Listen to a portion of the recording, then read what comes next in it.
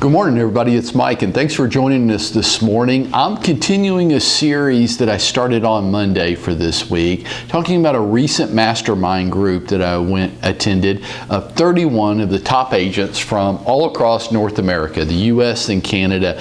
And at the beginning of it, we were asked to write down our 5 most important factors that influenced our career. And then they tabulated the results from everybody and then shared them with the group. So I'm sharing that with you today because I was fascinated to hear what 31 of the top agents in the country had in common. And you know, we started this off on Monday and we talked about mindset. And they just all agreed that mindset was one of the most important factors, having the right mindset that influenced their career. I couldn't agree more with them. And yesterday we talked about the power of scheduling and how these people are able to do outrageous amounts of production. And maybe that's what you want to do, and maybe it's not. But what they were able to demonstrate was that they can run a highly productive business, and they can have balance in their lives and be involved with their family and friends and have hobbies of their own. And all of that is possible, but they have to have a very effective schedule every week. They can't just wing it. Today I want to talk to you about the third component that I learned there, and it's about coaching. And here's what I heard. And hopefully there'll be something in here that resonates with you that will help you in your career too.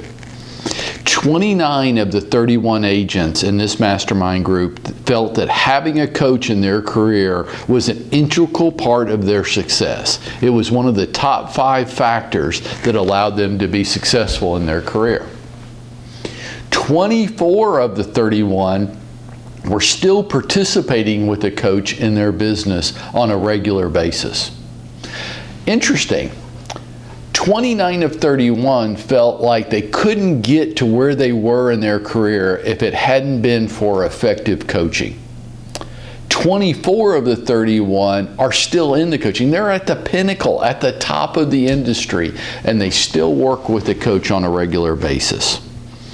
I want to offer you some observations on that this morning that I've taken from my career and that I heard a lot of these other agents speak to because I knew I heard them. I said, yep, I agree 100%. Some of these observations are, I'll start with this. There's lots of different coaching programs out there. And almost all of them want to, what I call, staff you out. Okay? So you're going to pay a lot of money for this. You're going to come in because there's a guru leading the coaching program.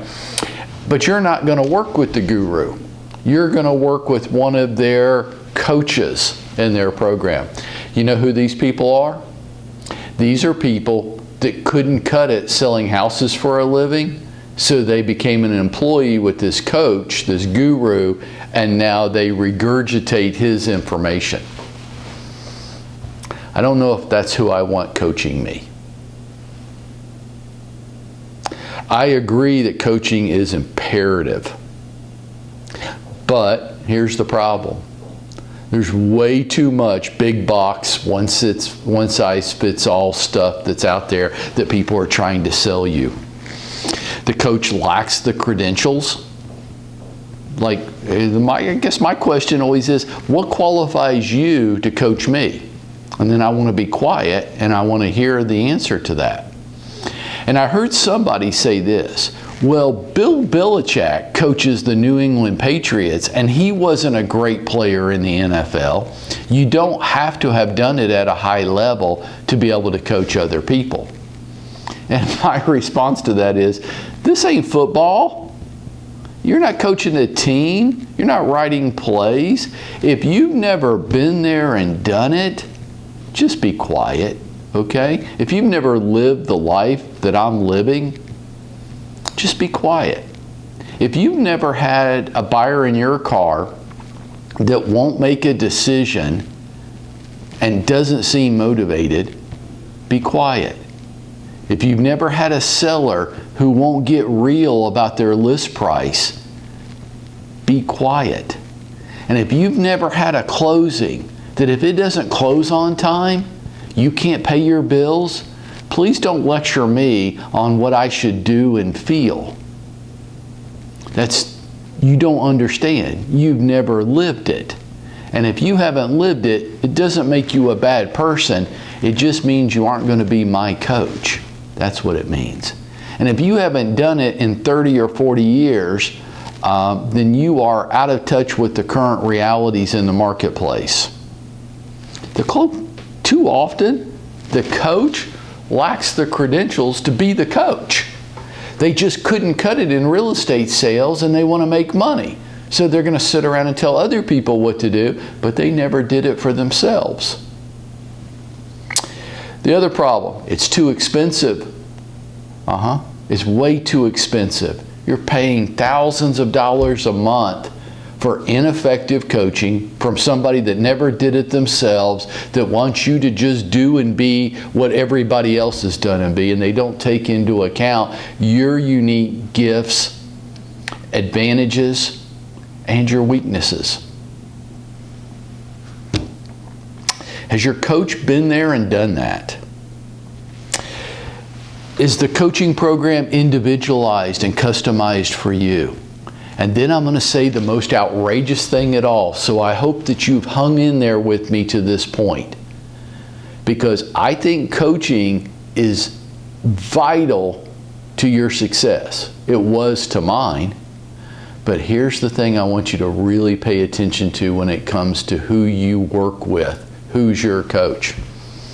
They talk about accountability a lot in coaching.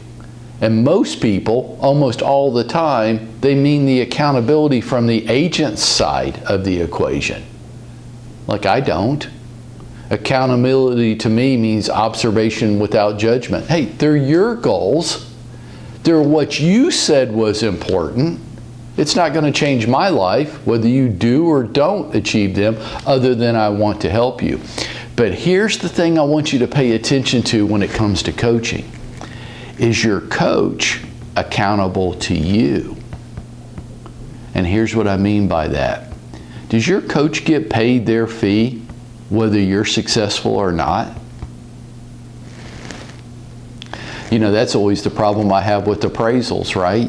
You know the difference between appraisers and real estate agents?